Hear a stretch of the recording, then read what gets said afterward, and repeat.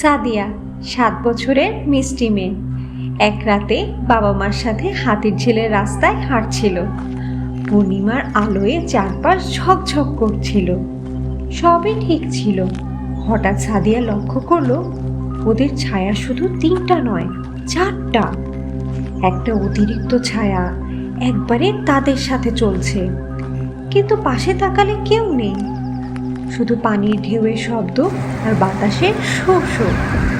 সাদিয়া মাকে চুপিসারে বলল, মা, আমাদের সাথে কেউ আসছে, তুমি দেখতে পাচ্ছ না?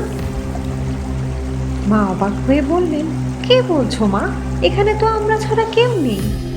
ছায়াটা তখন ধীরে ধীরে সামনে এগিয়ে গেল এবং পানির মধ্যে মিশে গেল। পানিতে মিলিয়ে যাওয়ার আগে সেই ছায়া একবার পেছনে ফিরে সাদিয়ার দিকে তাকালো, মৃদু হাসি দিল, যেন বলে গেল, ভয় পেও না, আমি তোমারই কল্পনা। সাদিয়া সাহস নিয়ে বুক ফুলিয়ে হাঁটলো বাবার হাত ধরে। সে বুঝলো ভয় কখনো কখনো আমাদেরই বানানো কল্পনা। তুমি কি সাহসী? তাহলে আমাদের সাথে আরও ভৌতিক গল্পে যোগ দাও। চ্যানেলটি সাবস্ক্রাইব করো এবং নতুন নতুন রহস্য জানার জন্য রেডি হও।